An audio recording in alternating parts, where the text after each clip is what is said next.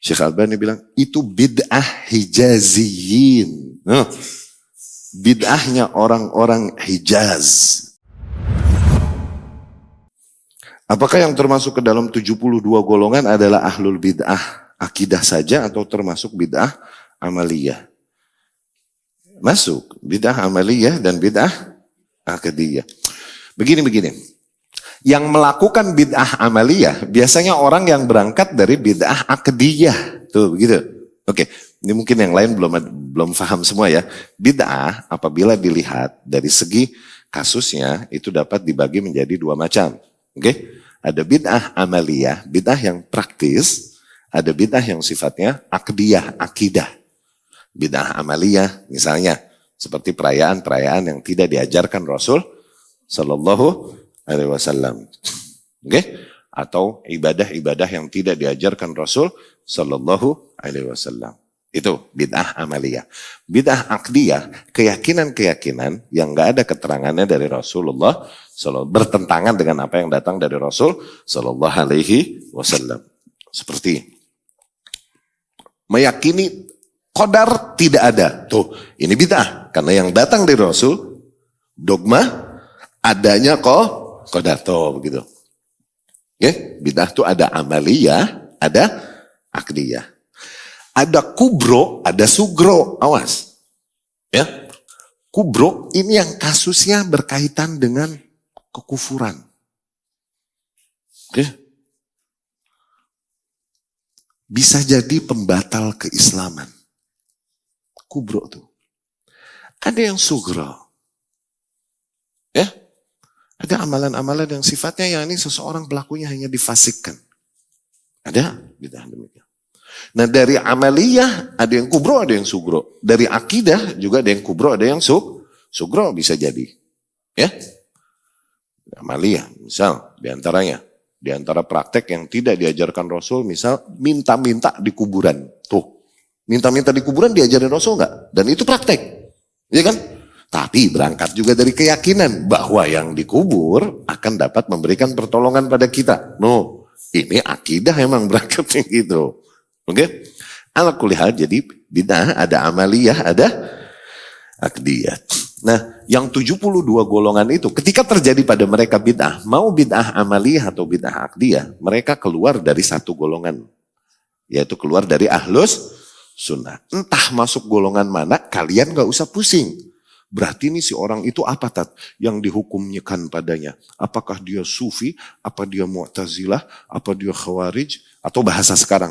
Dia ini berarti errornya apa Tat? Apakah dia hizbiyah, apakah dia sururiyah, apakah dia ikhwani ya Ustaz? Jangan pusingin dia dinisbahkan kepada mana. Jangan. Yang jelas ketika ada error usul, udah dia keluar dari ahlus sunnah. Nah. Mau dia masuk kelompok mana, bisa jadi pada seorang individu terkumpul beberapa kasus.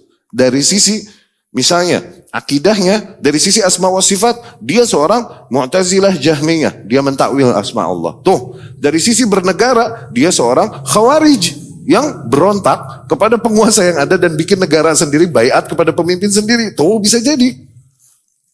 Ya kan? Dari sisi mengimani kodarnya, dia kodariyah lagi. Tuh pada satu individu atau satu organisasi bisa berkumpul banyak kasus. Jadi jangan pusingkan seseorang masuknya ke kelompok yang mana. Jangan.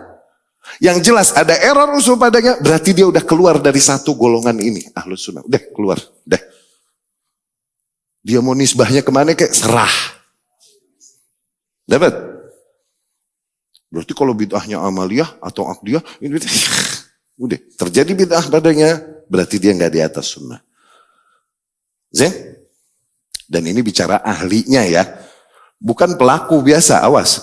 Nah ini juga perlu dijelaskan. Bedain antara ahli bid'ah dengan pelaku bid'ah. Beda ya. Awam tetangga kita yang masih melakukan bid'ah ini jangan kita hukumi dia sebagai ahli bid'ah yang kita hindari dia. Kalau salam kita nggak jawab dia. Bukan begitu. Ini tetangga awam dia melakukan bid'ah. Udah perlakukan dia sebagaimana kita perlakukan idealnya seorang muslim, dakwahkan dia terus. Ya. Dia hanya pelaku, bukan ahli bid'ah. Ahli bid'ah ini pentolannya, ulamanya.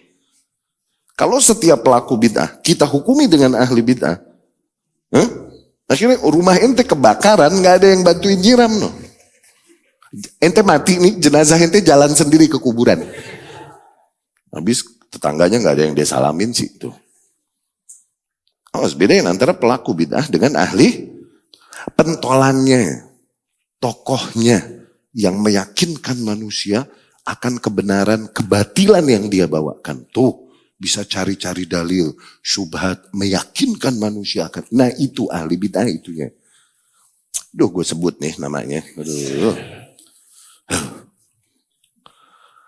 Apakah mungkin orang yang memiliki akidah sesuai ahlus sunnah namun melakukan bid'ah amaliyah? Kalau bid'ahnya sifatnya masih khilafiyah, bisa saja. Bisa saja. Syuf, di antara khilaf ulama adalah bangun dari sujud. Syekh Al-Albani bilang irsal. Tapi Syekh Utsaimin bin Baz bangun dari sujud bilang qabd. Oke? Syekh Utsaimin, Syekh bin Baz bangun ini al-aslu fil qiyam, hukum asalnya qiyam itu qabd bukan irsal menurut mereka. Jadi kalau bangun dari sujud nggak ada keterangan kita qabd apa irsal, ya berarti kembalikan ke asal. Asalnya qabd, ya udah berarti qabd lagi. Gitu. Kata Syekh Al-Albani, enggak. Bangun dari ruku itu, Anda ngomong sujud tadi ya? Ruku maksudnya, sorry. Bangun dari ruku itu, irsal. Dibilang, Syekh bin Baz, Syekh Albani pada bilang qabd. Syekh Albani bilang, itu bid'ah hijaziyin. Bid'ahnya orang-orang Hijaz. Hijaz yang ini Mekah, Madinah. Apakah maknanya Syekh Albani menghukumi Syekh Utsaimin dan bin Baz ahli bid'ah? Itu lo yang bahlul. Gak paham ente. Ya? Awas. Itu dunia persilatan. Welcome to the jungle. Ya? Gak begitu maknanya. Gak selalu demikian. Kalau misalnya itu praktek yang khilafiyah, bisa jadi. Buat yang meyakini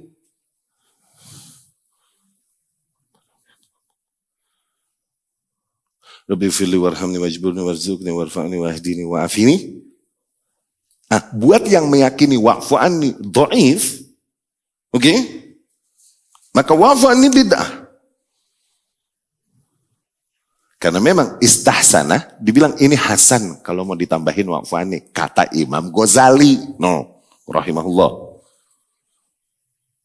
Buat yang meyakini, nggak apa-apa ini, dan ada kekuatan hukumnya misalnya, ini enggak bid'ah. Tuh, khilafiyah enggak? Apakah mananya satu ahlus sunnah, satu ahlul bid'ah? La. Fahim? Buat yang meyakini bahwasanya hadis tentang menggerakkan telunjuk itu dhaif, maka menggerakkannya bid'ah. Karena la yuhtaj bil ahadits dhafiyah. Enggak boleh berhujjah dengan hadis dhaif. Berarti goyang-goyang bid'ah. Oke? Tapi buat yang meyakini bahwasanya hadis ini masuk area makbul, diterima, nggak bisa didoifkan gimana pun. Berarti nggak bid'ah. Ya? Jadi bisa nggak seorang berakidah ahlus sunnah tapi dia melakukan bid'ah? Kalau bid'ahnya itu adalah sifatnya khilafiyah, oke.